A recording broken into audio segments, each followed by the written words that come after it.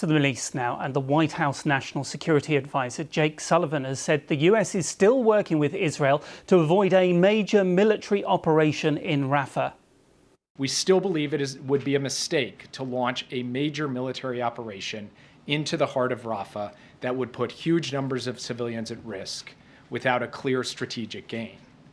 The president was clear that he would not supply certain offensive weapons for such an operation were it to occur. It has not yet occurred, and we are still working with Israel on a better way to ensure the defeat of Hamas everywhere in Gaza, including in Rafah.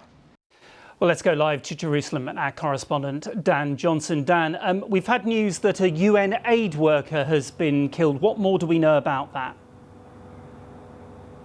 Yes, we know a UN vehicle was hit yesterday containing at least 2 UN aid workers, one of them killed, one of them injured. We don't know a huge amount about who they are or what the circumstances of this incident was, whether that was an airstrike or if that vehicle was engaged by ground forces. There is video that shows a marked UN vehicle that's had its windows shot out. Now, whether that's the vehicle that we're talking about, we're still waiting for confirmation.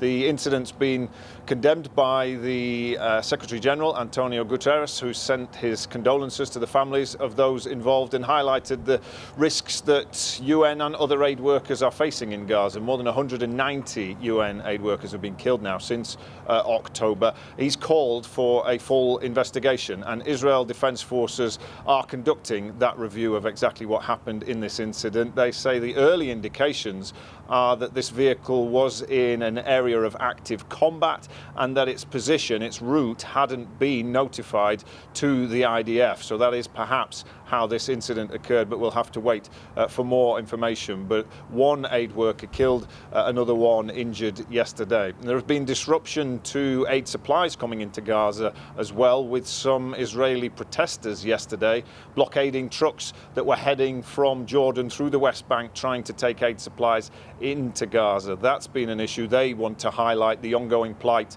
of the hostages who are still being held by Hamas in Gaza. And of course, the fighting continues. We know that there's been an operation around Rafah, but also Israel targeting Jabalia in the north. What do we know about that operation?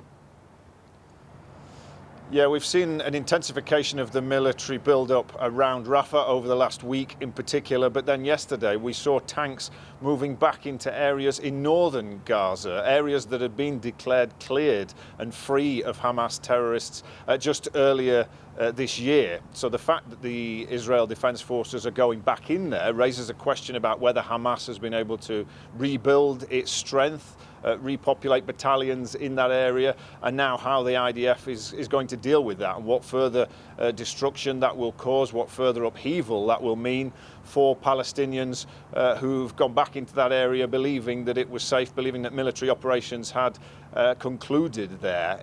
This brings into question whether Israel's strategy to drive out Hamas is actually sustainable in the long run. Huge questions, huge risk to the civilian population of Gaza. More than 20% of Gaza's population is now estimated to have been uprooted and moved again just within the last week. That is hundreds of thousands of people who were already without homes and are now without a safe place to shelter. Enormous issues to be considered on the day that Israel is marking 76 years of independence, 76 years since the creation of the modern Jewish state.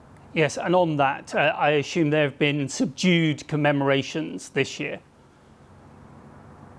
Yes, the Prime Minister said this was not a normal Independence Day because the country is engaged in conflict. There are still hostages being held by Hamas, families calling for their safe return. There are IDF soldiers who are still involved in combat even today. So the normal events are not being marked in the same way. There is a somber mood to this Independence Day, and the Prime Minister Benjamin Netanyahu said to the people of this country yesterday that their war for independence, their war for freedom is not over while this conflict is ongoing.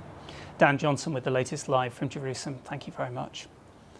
Around the world and across the UK, this is BBC News.